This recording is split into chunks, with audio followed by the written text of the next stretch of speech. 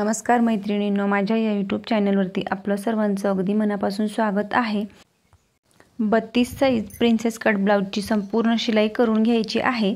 तर त्याच्यासाठी मैत्रिणींनो व्हिडिओ स्किप न करता पूर्ण बघा आणि आवडल्यास नक्की लाईक करून सबस्क्राइब करा। तर पुढच्या गळ्याला आणि मागच्या गळ्याला अस्तर पलटवून मी अशा पद्धतीने सर्वात आधी शिलाई करून घेतली।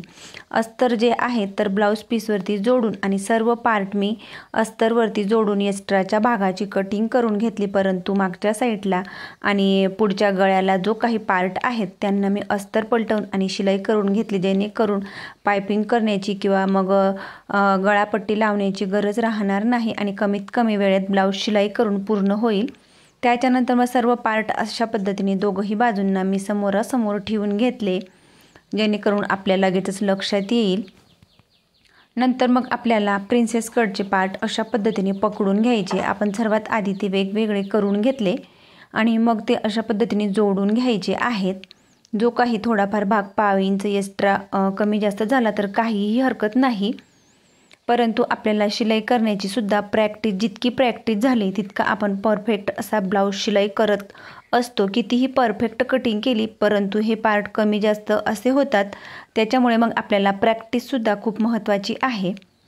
त्याच्यानंतर गळ्याकडच्या बाजूला पाव इंच एक्स्ट्रा झालं तर मी सर्वात आधी शिलाई करून घेतली आणि मग तो एक्स्ट्राचा भाग कट केला, जेणेकरून कपडा मागे पुढे होणार नाही। त्याच्यानंतर दुसरा पार्ट सुद्धा मी सर्वात आधी चेक केला आणि लगेचच जोडून घेत आहे। तर इथं आपल्याला एकसारखं शिलाई मार्जिन पकडत आणि हळूवारपणे दोघही पार्ट हे हलक्या हाताने पकडत जोडायचे आहेत।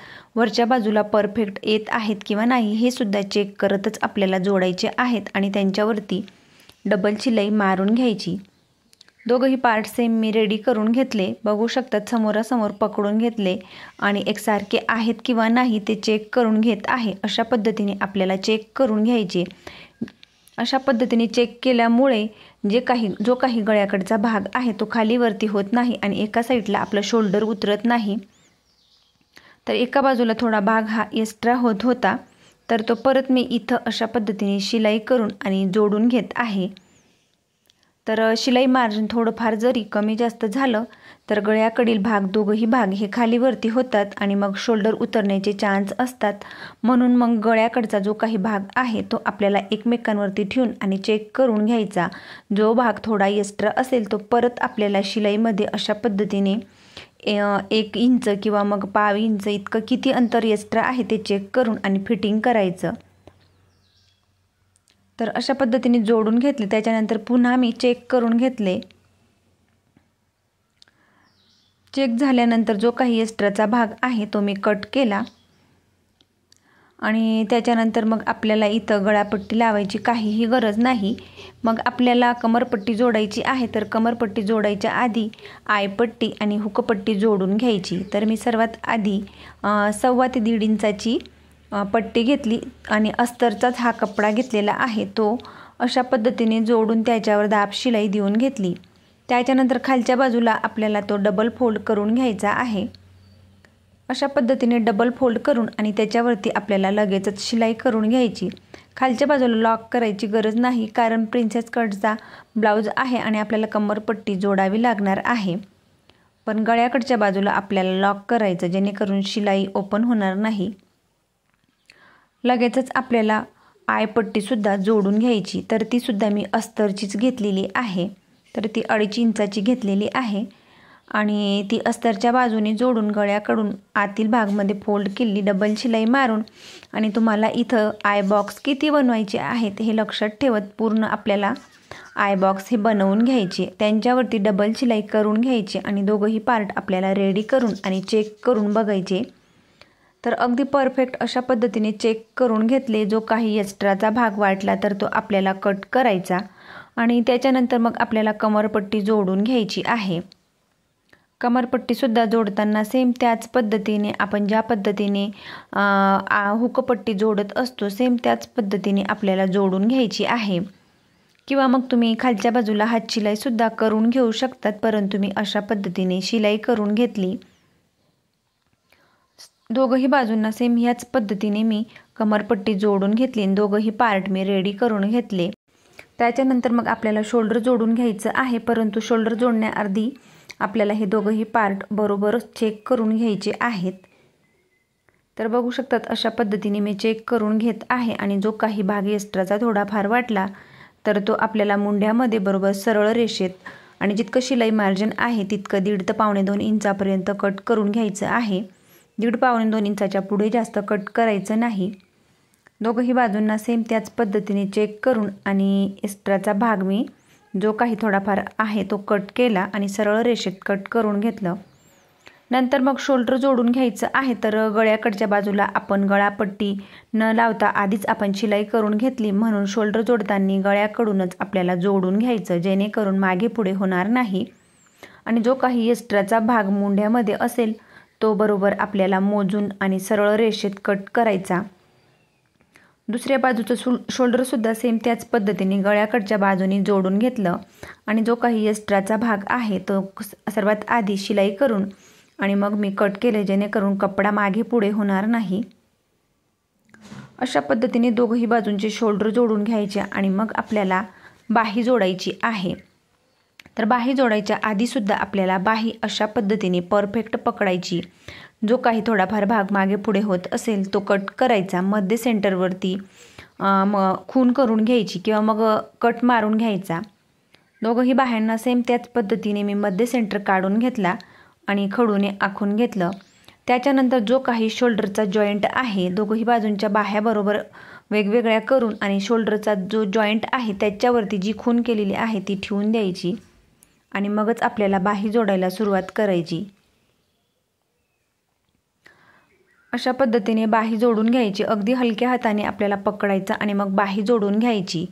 त्याच्यानंतर थोडीफार जर पाव इंचानी कमी जास्त झाली तर काहीही हरकत नाही, कारण ते आपण फिटिंगमध्ये ॲडजस्ट करू शकतो। परंतु माझी इथं कुठेही कमी किंवा जास्त झालेली नाही, अगदी परफेक्ट दोघंही बाजूंना बाह्या पकडून शिलाई करून झालेल्या आहेत।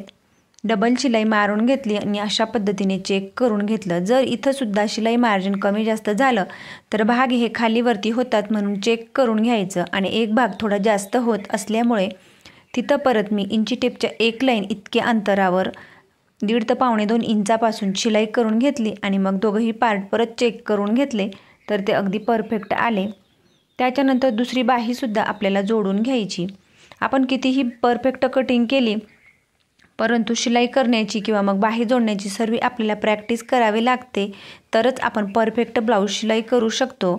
आणि आपण जितके प्रॅक्टिस केली तितका परफेक्ट ब्लाऊज आपल्याला शिलाई करता येतो, म्हणून त्याच्यासाठी कटिंग करणं आणि शिलाई करणं दोन्हीही पार्ट आपल्याला इम्पॉर्टंट आहेत आणि प्रॅक्टिस करणं खूप गरजेचं आहे। त्याच्यासाठी मग स्वतःसाठी ब्लाऊज शिलाई करून आपल्याला प्रॅक्टिस करायची। दोघंही बाजूंच्या बाह्या अगदी परफेक्ट आल्या, ते सुद्धा अशा पद्धतीने चेक केलं। हा भाग सुद्धा थोडा इंची टेपच्या 1 लाईन इतका एक्स्ट्रा झाला आणि तो मी अशा पद्धतीने परत काखेमध्ये जोडून घेतला। एक्स्ट्राचे धागे वगैरे कट केले आणि मग आपल्याला फिटिंग करून घ्यायची आहे। तर फिटिंग करण्याआधी मी अशा पद्धतीने दोघंही पार्ट पकडून घेतले आणि सर्वात आधी 1-2 शिलाया मी एक्स्ट्राच्या मारून घेतल्या आणि मग आपल्याला फिटिंगची मापं टाकायची आहेत। तर अशा पद्धतीने अगदी छान पकडून घ्यायचं आहे आणि मगच आपल्याला शिलाई करायची। त्याच्यानंतर त्याच्याजवळ परत 1 पाव इंचावरती मी शिलाई करून घेत आहे।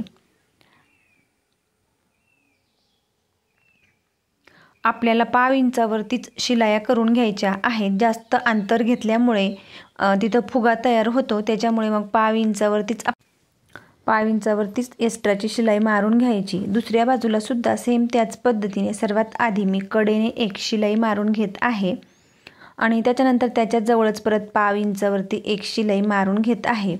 त्याच्यानंतर मग तुमचा जो काही दंडघेर असेल त्याचा तुम्ही दुसरा भाग घ्यायचा आहे। अंगावरती माप घेतलेलं असेल किंवा मग ब्लाऊजवरून मोजून घेतलेलं असेल तर तो काही दंडघेर तुमचा असेल तो इथं टाकून घ्यायचा। तर इथं माझा दंडघेर आहे 5.25 इंच, तर तुम्ही बरोबर अशा पद्धतीने मोजून घेत आहे आणि खडूने आपल्याला आखून घ्यायचं। दुसऱ्या बाहीचा सुद्धा सेम त्याच पद्धतीने मी मोजून घेतलं। 5.25 इंचावरती दोघंही बाजूंना खुणा करून घेतल्या। आयपट्टी सोडून मग आपल्याला छातीचा चौथा भाग टाकून घ्यायचा आणि हुकपट्टी आपल्याला इथं पकडायची आहे। परंतु आयपट्टी आपल्याला इथं पकडायची नाही, कारण ती आपण एक्स्ट्रा घेतलेली असते. आणि जे काही माप आपण मोजून घेतले ती आपल्याला सरळ रेष करायची आहे. तर आयपट्टी सोडून परत आपल्याला कमर मोजून घ्यायचं आहे. तर अशा पद्धतीने मोजून घेतली आणि उरलेला जो काही भाग आहे तो मोजून घेतला, त्याचा चौथा भाग घेतला आणि मग ते आपल्याला कमरेच्या ठिकाणी अशा पद्धतीने खूण करून आणि सरळ रेष ओढून घ्यायची. डायरेक्ट फिटिंगची शिलाई न करता आपल्याला सुरुवातीला जवळच शिलाई करायची आहे आणि मग फिटिंगच्या लाईनवरती आपल्याला शिलाई करायची आहे. असं केल्यामुळे जी काही शिलाई केलेली आहे तिच्या आतमध्ये फुगा वगैरे होत नाही. दुसऱ्या बाजूला सुद्धा सेम याच पद्धतीने आपल्याला शिलाई करून एक्स्ट्राचे धागे वगैरे कट करायचे. इथं सुद्धा मी जे काही कमरेचा चौथा भाग आहे तो मोजून घेतला, तो खूण केली. पट्टीच्या साहाय्याने किंवा इंची टेपच्या साहाय्याने तुम्ही अशा पद्धतीने सरळ रेष मारून घ्यायची आणि मग फिटिंगची फायनल लाईनवरती आपल्याला फिटिंग करून घ्यायची.